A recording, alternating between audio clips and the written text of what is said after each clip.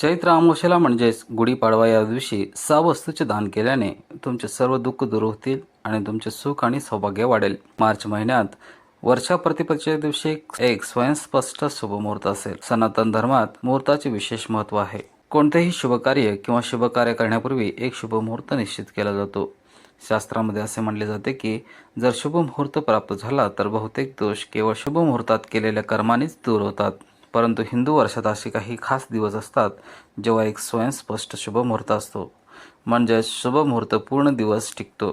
अशा शुभ मुहूर्ताला 3.5 शुभ मुहूर्त असे म्हणतात. कॅलेंडरनुसार स्वयंस्पष्ट शुभ मुहूर्ताची संख्या 3.5 असल्याचे सांगितले जाते. वर्षाचा पहिला दिवस म्हणजे गुढीपाडवा या 3.5 शुभ मुहूर्तामध्ये समाविष्ट आहे. गुढीपाडव्याच्या दिवसभरात त्यांचे शुभ कार्य सुरू करू शकतात. सनातन परंपरा इतर सर्व प्रकारच्या उपासनेप्रमाणे सण आणि उत्सवासारखे विशेष प्रसंगी दान देखील अत्यंत महत्त्वाचे मानले जाते. हिंदू श्रद्धेनुसार दान केवळ नवग्रहांचे दुष्परिणाम कमी करत नाही तर त्यांचे आणि देवदेवतांचे आशीर्वाद देखील प्रदान करते. चैत्र महिन्याच्या अमावस्येच्या दिवशी कोणते दान एखाद्या व्यक्तीचे दुःख कमी करते आणि त्यांच्या इच्छा पूर्ण करते. या अमावस्येच्या दिवशी कोणते दान पापापासून मुक्ती देते आणि सौभाग्य वाढवते. चैत्र अमावस्येच्या दिवशी पूर्वजाकडून पुण्य आणि आशीर्वाद मिळवून देणारे दान तपशीलवार पाहूया. पहिले आहे काळ्या तिळाचे दान. चैत्र अमावस्येच्या दिवशी काळे तीळ दान करणे अत्यंत पुण्यपूर्ण आणि फलदायी मानले जाते. काळे तीळ दान केल्याने पूर्वजांना प्रसन्न होते आणि त्यांचे आशीर्वाद मिळतात असे मानले जाते. काळे तीळ दान केल्याने पूर्वजांच्या पापापासून मुक्ती मिळते. दुसरे आहे अन्नदान. कलियुगात अन्नदान करणे ही सर्वोत्तम पद्धत मानली जाते. म्हणून चैत्र अमावस्येच्या दिवशी शक्य असल्यास गरजूंना आपल्या क्षमतेनुसार अन्नदान करावे. या अमावस्येच्या दिवशी भुकेल्या व्यक्तीला अन्न दिल्याने पुण्य मिळते. तिसरे आहे वस्त्रदान.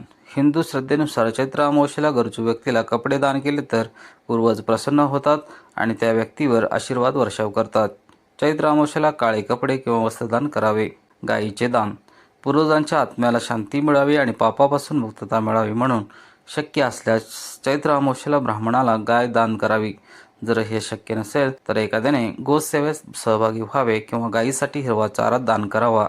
जर अमावस्येला गाय दान करता येत नसेल तर तिळाची गाय बनवून ती दान करावी. असे केल्याने असे मानले जाते की ही प्रथा ज्ञात आणि अज्ञात पापापासून मुक्त होते आणि शाश्वत पुण्य प्रदान करते. हिंदू श्रद्धेनुसार चैत्र महिन्याच्या अमावस्येला 7 प्रकारचे धान्य आणि गुळ दान केल्याने सर्व प्रकारचे पापे दूर होतात. ही प्रथा पूर्वजांना प्रसन्न करते आणि घरात कधीही संपत्ती आणि समृद्धीची कमतरता भासत नाही याची खात्री करते.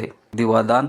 चैत्र अमावस्येला दिवे लावणे खूप महत्त्वाचे मानले जाते. असे मानले जाते की चैत्र अमावस्येला जलकुंभ, मंदिर किंवा घराच्या मुख्य प्रवेशद्वारावर दिवा लावल्याने आनंद आणि सौभाग्य मिळते. चैत्र अमावस्येला पूर्वजांसाठी घरच्या दक्षिण बाजूला 4 बाजू असलेल्या मोहरीच्या तेलाचा दिवा लावावा. हे आहेत गुढीपाडवा दिवशी करावयाचे महत्त्वाचे दान.